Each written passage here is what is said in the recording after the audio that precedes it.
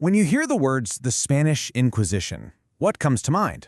For a lot of us, it's images of fear, persecution, maybe even a little bit of Monty Python. But the real story behind this infamous institution is way more complex and, honestly, pretty controversial. So, what was it really all about? Was it a necessary, if brutal, tool to create a single unified Catholic kingdom? That's what its founders claimed. Or was it just a terrifying machine designed to enforce control? That's the big question we're going to dig into today. Okay, so on paper, the Spanish Inquisition was an institution set up by the Catholic Church, and it ran for a long time. We're talking nearly 400 years. Its official mission? To enforce religious purity and get rid of heresy.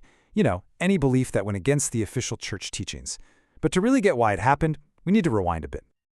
To really wrap your head around the Inquisition, you have to picture the world it came from.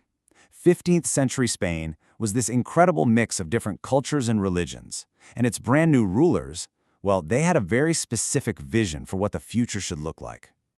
Now, the idea of an inquisition wasn't totally new. The church had been using similar tactics for centuries, but the game completely changed in the late 1400s with King Ferdinand and Queen Isabella. In 1478, they got the green light from the Pope to set up their own inquisition, one controlled by the Spanish crown.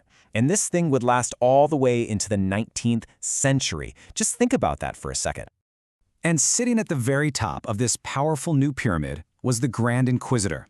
Now, even though they were technically appointed by the Pope, this person really answered to the Spanish king and queen, and they had immense, almost unbelievable power over the entire operation. So, how did this whole thing actually work on the ground? Well, the Inquisition wasn't chaotic. It operated like a well-oiled and pretty terrifying machine. It had a very clear process for finding, questioning, and punishing anyone they suspected of heresy. The process was incredibly methodical. It usually kicked off with a public trial, putting a ton of social pressure on the suspect right from the start. From that point on, the #1 goal was to get a confession. If that didn't happen easily, the interrogations got intense. And yes, that often included physical torture.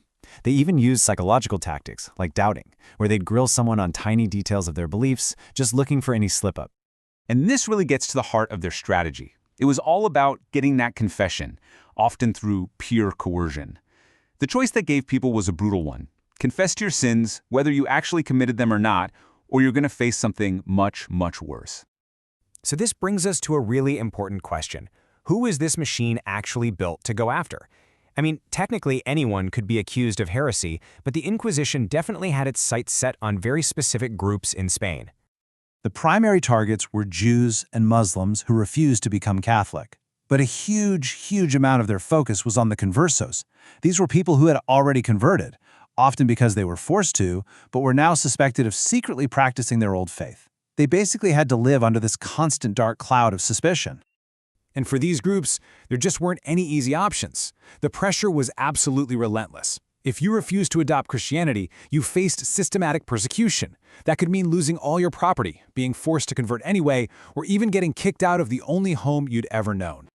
You know, an institution that powerful, one that lasts for centuries, is bound to leave a deep scar. And the legacy of the Spanish Inquisition is definitely a complicated one. It's a shadow that stretches all the way into our modern world. And here you can really see the two sides of the coin. The official goal, what they said they were doing, was purifying the faith and creating a unified Catholic Spain. But the reality, the actual impact, was the persecution and suffering of countless innocent people. That gap between their stated goal and what really happened was just massive. And the brutality wasn't just some abstract idea. It had names and it had places. The very first Grand Inquisitor, Tomás de Torquemada, became so infamous his name is basically synonymous with cruelty. And then you have events like the Inquisition of Granada, where literally thousands of people were executed for heresy. So what's the ultimate takeaway here? Well, the Inquisition left this deep cultural wound, a legacy of fear, intolerance, and xenophobia that really shaped Spanish society for generations. And then there's the paradox. Because they were such meticulous record keepers, their archives, though created for a horrifying reason, now give historians this chillingly detailed window into one of history's darkest chapters. Which brings us to a final thought. Look, the Spanish Inquisition is a really difficult part of history to confront, but facing it forces us to ask a super important question. How do we remember these complex, controversial histories in a way that does them justice? And maybe even more importantly, what are the lessons they still hold for us today?